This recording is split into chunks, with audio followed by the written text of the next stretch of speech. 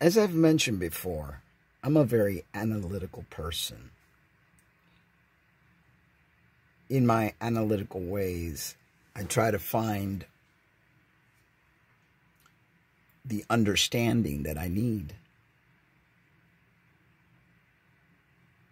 to basically navigate life.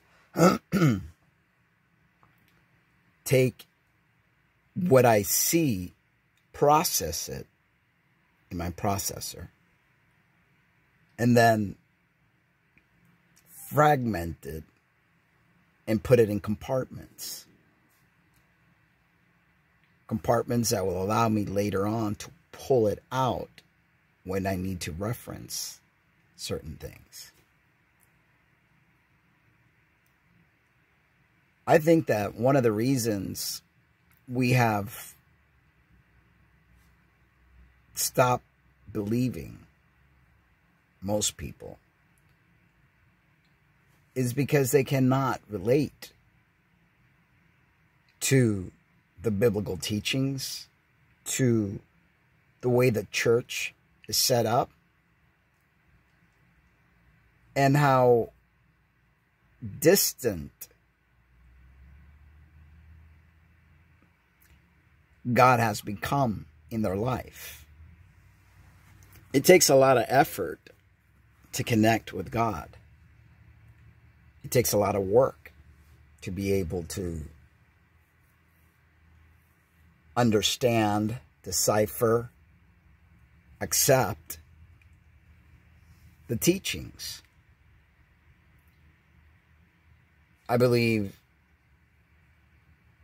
the adversary makes it a lot easier and more appealing to people to follow him than God has. Now, the reason I say this is because we live in a world that everything's based on self-gratification, immediate gratification, and the tangible.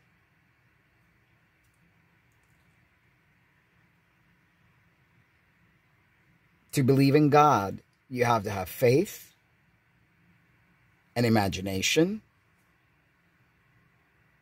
and be willing to give up your power.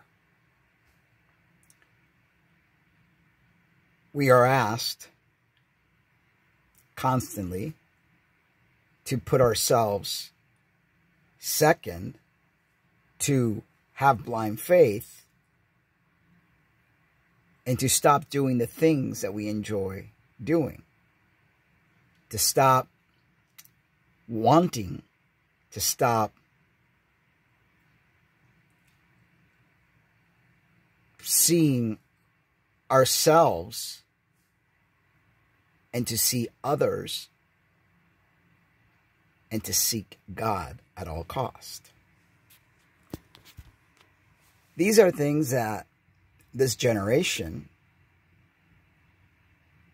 doesn't know how to do. They have not been given the tools to do this. And frankly, it doesn't make sense to them. So if something does not make sense to someone, how can you sell them a product? How can you sell them an idea? So what do we have to learn to do as the body of Christ? We need to learn how to relate to the unrelatable. And not so much that they're unrelatable, but it's just we need to speak their language. As I mentioned in yesterday's video about my analytical mind, how it thinks, I've learned to be able to understand God in the way that I think. Now, I'm still a work in progress. I'm still not fully where I would like to be. But I'm learning, even in my prayers, how to try to relate to God in a way that makes sense to me.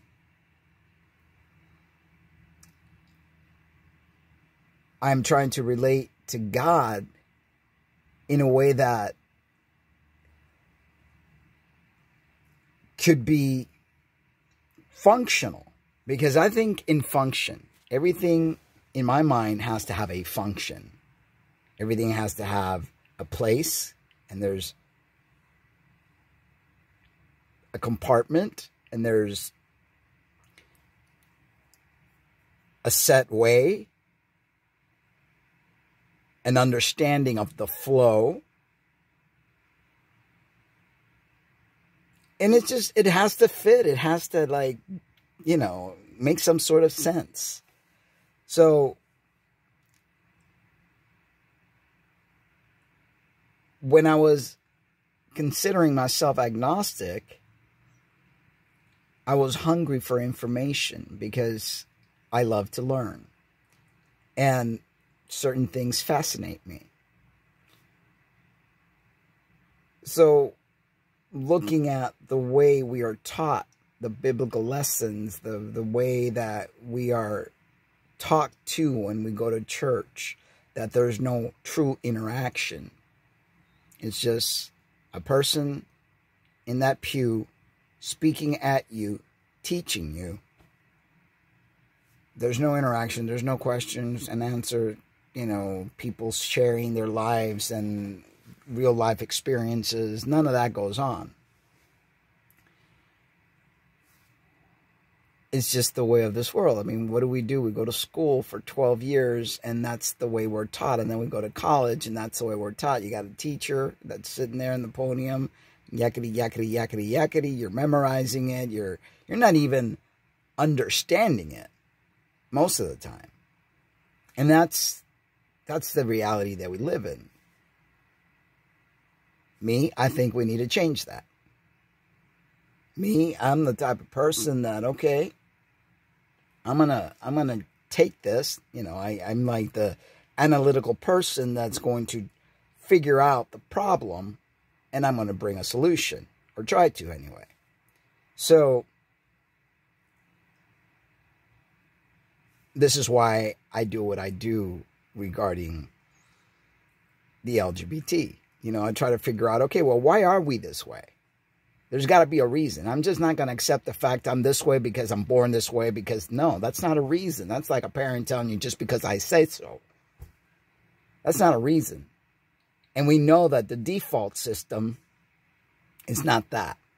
Again, computer, there's a default, right? We know that that's not the default system. We know that that's not the way it is. I mean, we could get all bent out of shape and upset when somebody tells us that. Or we could take the truth and say, you know what? It's true. That's not how I was meant to be. I was meant to be this and this and this. And this and this and this works because it produces this and this. Okay, so I understand that many of us rebel. I understand that many of us don't like the status quo. We don't like the default system, so we want to change it. I get you. I don't do well with authority either. I don't do well with have-tos because I say so. And I think this is one of the reasons I've always had a problem with religion. But then, when you take matters into your own hands, a lot of times we mess things up badly.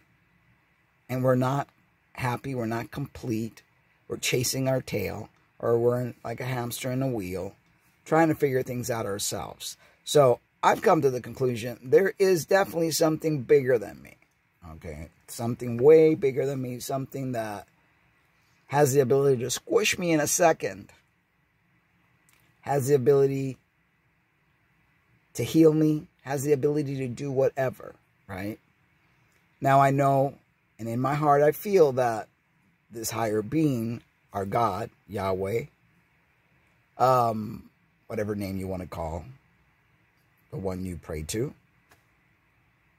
I know that we are connected because we're made up of the same things that He is. I know that Genesis says that he created us male and female. He created them. There was one point in my agnostic teaching that I took that as God created us in his image, that God is has a female and male energy. And this could still be a possibility. I know that the biblical teachings, or not even the biblical teachings, because you could see all sorts of different things in that, but I know that mankind has not wanted that type of teaching to unfold, because somehow, some way that would make God not God. But whatever God is, okay, however form, we don't know that. We haven't seen him. We haven't heard him. We only go by what we read in our Bibles and the interaction that we have with God. So if some people require that understanding to be close to God, then who are we to take that away from them? After all, this is a personal relationship, right? This is going to be a long one. I'm already looking. I have so much to say. I'm going to have to break this up into parts. So my point is, without rambling forever, is that we need to make things not only understandable, relatable to people, in order for people to take interest in God. Because right now, we're doing a poor job. We really are. The other team has a better marketing scheme, and it's pulling people away from God instead of bringing people to God. So I believe that we can bring people to God. I believe that we can allow people to feel the love of God, the strength of God, and to understand the connection that they actually have to God and to one another. Because right now we're so divisive. We're looking at race division. We're looking at class division. We're looking at all sorts of division. Right now we are in the most divisive state ever in the world. It's time to change the plan. It's time to change the course of action so that we could finally find that eternal peace and start living heaven on earth, not the hell that we've been living.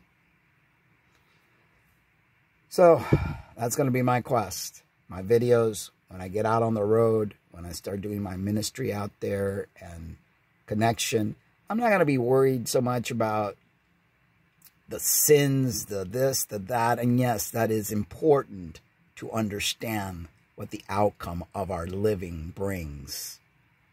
But my goal is to try to make people understand that they don't want to live in that type of predicament, that they want to live in peace while they're here within themselves. Understand and teach people what intimacy is all about, that it's not about the bedroom. Intimacy has so much more. It's such a vast potentiality of bringing true joy into your life with every person you come in contact with. All right, guys, I love you, but remember to always love yourselves too. Remember to hit like, subscribe, share, support the channel. I need to get that Prius. I need to get a few things for the Prius so that I can make it road ready and ready to come near you, to you, whatever it is that we need to do to make this matter right, to find love and peace among each other. See you soon. Bye-bye.